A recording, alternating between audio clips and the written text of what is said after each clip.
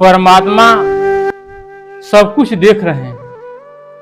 वो अपने भक्तों के लिए अपने आप को सर्वस्व न्यौछावर कर देते। भक्तों के लिए क्या नहीं करते।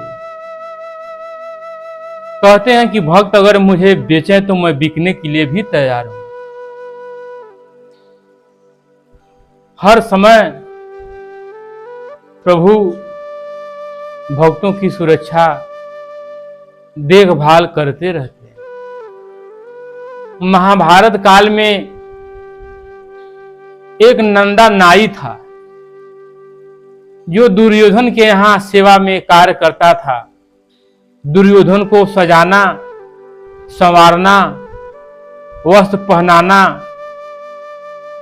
सजा संवार करके उसे राजमहल में ले जाता था।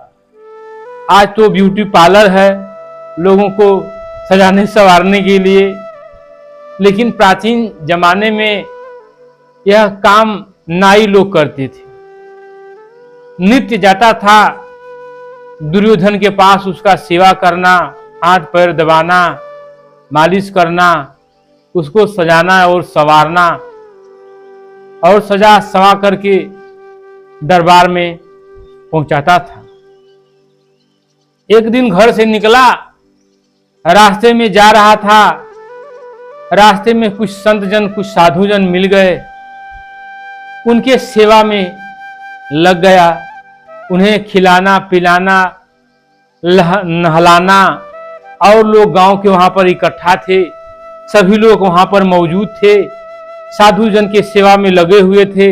नंदा नाई भी सेवा में लग गया, और जब सेवा में लग गया तो उसका ध्यान उतर गया, भूल गया कि हमें दुर्योधन की सेवा में जाना है महल में।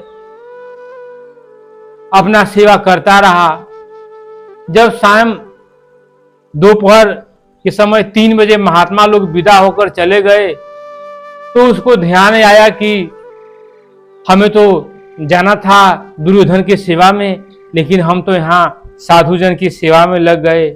अब क्या करें? दुर्योधन तो बहुत क्रोधित हुआ होगा, अब तो मेरी जान नहीं बचेगी। उदंड है, अहंकारी है, फांसी से कम सजा क्या देगा? मृत्यु दंड से सजा कम क्या देगा? इसी चिंता में सोचता हुआ, विचार करता हुआ, उदास होकर के नंदा नाई महल की तरफ आगे बढ़ने लगा। जो ही महल में प्रवेश करता है तब तक दुर्योधन मिल गया, और दुर्योधन कह रहा कि अरे नंदा, तुम तो आए थे फिर चले गए, फिर क्यों न उठ के आ रहे हो? क्या बात है? कुछ छूट गया तुम्हारा? कुछ भूल गया है? नंदा आश्चर्यचकित है, सोच रहा है कि मैं तो अभी आया ही नहीं था, तो आया कौन? कुछ दूर आगे बढ़ा तो कुछ मंत्रीगण मिले। बोले कि नंदा, आज तेरे चेहरे पर अजीब सी चमक थी। आज तो तुझे देख करके हम लोगों को आश्चर्य हो रहा था। दुर्योधन ही बोला कि हाँ रे नंदा, आज तेरे हाथों में क्या जादू था? तूने ऐसा मेरा हाथ पैर ऐसा सेवा किया कि इतना तो जीवन में मुझे कभी आनंद नहीं मिला। आज मैं तुझसे बहुत प्रसन्न हूं। नंदा मन ही मन सोच रहा है कि मैं तो आया नहीं, मैं तो साधु जन की सेवा में लगा हुआ था, तो फिर यहां आया कौन? सोच गया कि प्रभु भक्त की लाज बचाने के लिए स्वयं प्रभु ही आए हमारे रूप में। इस पापी का सेवा किए, अधर्मी का सेवा किए, प्रभु को सेवा करना पड़ा। इस अधर्मी का मेरे कारण बहुत दुखी हुआ कि मेरा जीवन धिक्कार है, किस काम का नहीं। दुर्योधन बोला कि मैं तेरे ऊपर बहुत प्रसन्न हूं, तू मांग ले, देख कर्ण को मैंने राजा बना दिया। अगर तुझे भी कुछ मांगना है, 2-4 गांव मांगना है तो मांग ले, मैं तुझे दे दूंगा। नंदा नाई बोला कि नहीं, मुझे कुछ नहीं चाहिए। उसका हृदय अधीर था, गदगद था, आंखों में अश्रुओं की धारा भरी हुई थी कि आज मेरे कारण मेरे प्रभु को इस अधर्मी का सेवा करना पड़ा, इस दुष्ट का सेवा करना पड़ा। कितना बड़ा मेरे लिए प्रभु मेरे ऊपर दया किए, करुणा निधान। बोला कि नहीं युवराज, मुझे राज नहीं चाहिए, पाट नहीं चाहिए, गांव नहीं चाहिए, धन नहीं चाहिए, दौलत नहीं चाहिए। अगर आप देना चाहते हो तो अपने सेवा से मुझे मुक्त कर दो। आज के बाद मैं आपकी सेवा नहीं करना चाहता और न इस महल में आना चाहता। मैं सदा सदा प्रभु की सेवा में रहना चाहता हूं, उनके ही चरण शरण में रह करके अपने जीवन को सार्थक बनाना चाहता हूं। इसके अलावा मेरे जीवन में कोई लक्ष्य नहीं है। तो दुर्योधन प्रसन्न था, बोला कि जाओ, तुझे अपने सेवा से मुक्त किया। नंदा नाई घर आया, प्रसन्नचित से प्रभु के चरण में लग गया, सुमिरन भजन करने लगा, प्रभु के मौज में बरतने लगा। प्रभु तो अंतर्यामी है, सब कुछ देख रहे हैं, उनसे क्या छिपा है, उनसे कुछ छिपने वाला नहीं है, वो सब कुछ देख रहे हैं। इसलिए पहले से ही अपने भक्त को बचाने के लिए तत्पर रहते हैं। गजराज को जब मगर ने पकड़ा तो प्रभु दौड़ करके रक्षा किए।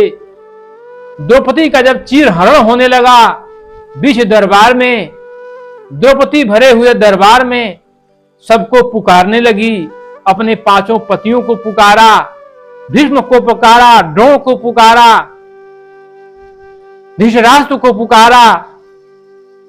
कोई जब आवाज नहीं सुना, विनती नहीं सुना, तो द्रौपदी सारी छोड़ करके दोनों हाथ जोड़ करके अपने प्रभु को याद करने लगी, तत्पर हो गई कि प्रभु अब ये लाज तेरी है, अब तू बचा ले चाहे गंवा दे।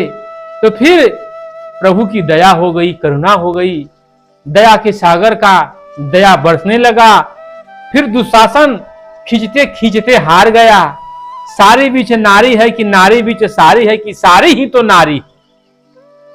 पहाड़ गज गई लेकिन सारी समाप्त नहीं हुई। खींचते खींचते सारी दुर्योधन गिर करके बेहोश हो गया। तो प्रभु की दया अनंत है, लेकिन जब भक्त को अपने प्रभु पर विश्वास हो जाए करुणा निधान के ऊपर, तो करुणा निधान सदा दया बरसाते रहते हैं। वो तो कहते हैं तुम मेरे लिए एक पग चल कर देखो, मैं तेरे लिए 100 पग चलने के लिए तैयार हूं। गीता में भगवान दर्शाए हैं कि साधन क्रम में जो साधक साधना क्रम में एक पग चलता है, उसके लिए मैं 100 पग चलने के लिए तत्पर हूं। मैं उसके लिए सदा निछावर हूं। जो मेरे लिए थोड़े सा अर्थ का खर्च करता है, थोड़ा धन खर्च करता है, मैं उसके लिए कुबेर का भंडार खोल देता हूं। प्रभु के लिए क्या है, कोई दुर्लभ नहीं है, सब कुछ उनके लिए दया मात्र पर निर्भर करता है।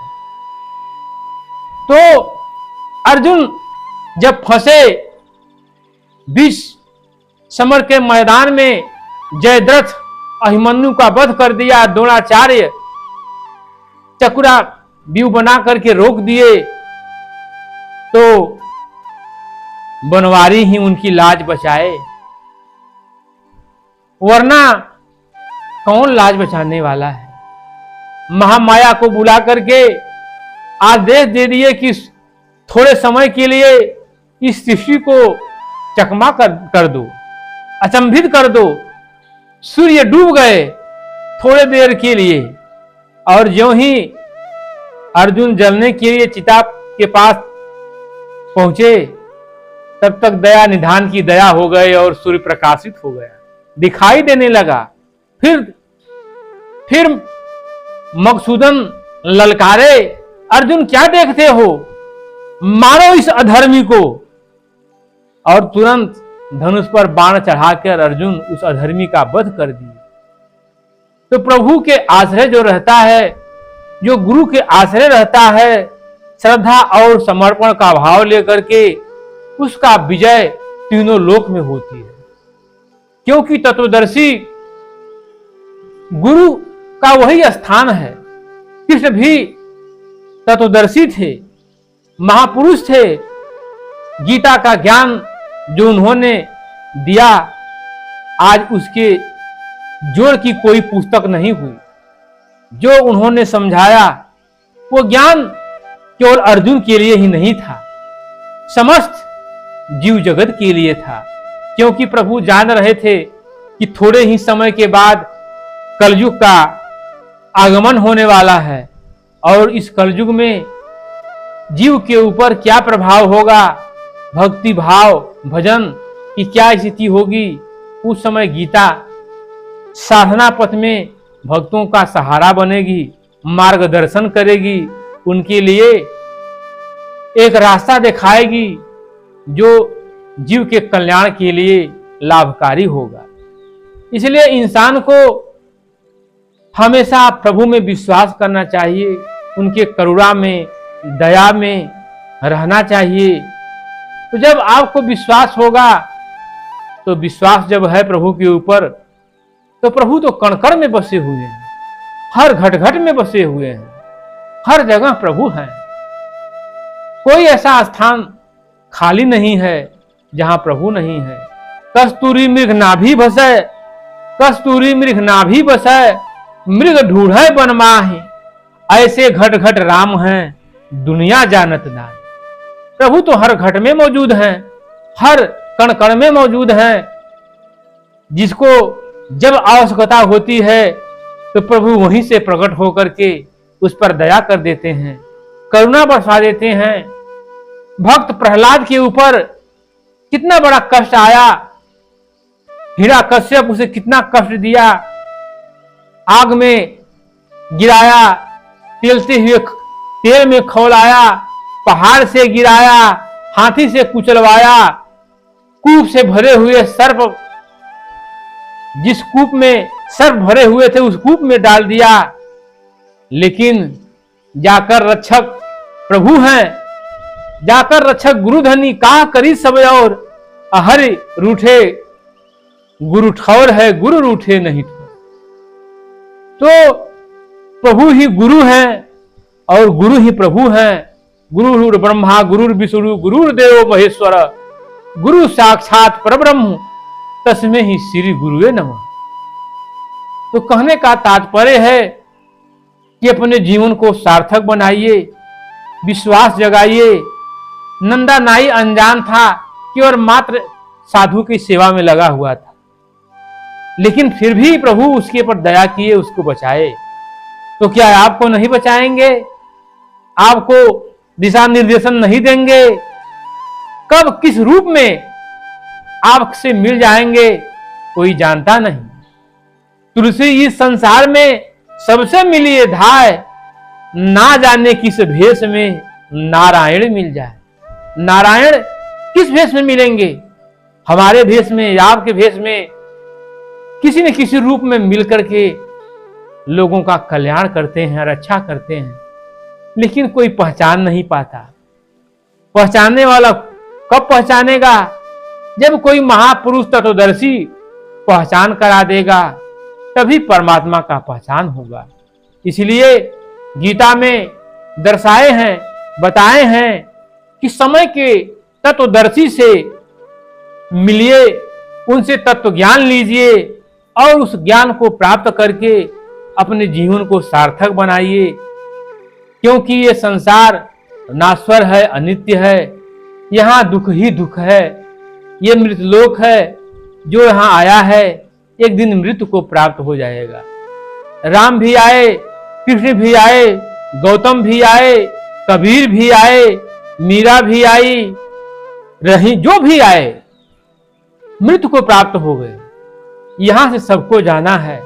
तो समय रहते रहते हमें अपना कार्य पूरा करना है, परम तत्व परमात्मा की प्राप्ति करना है।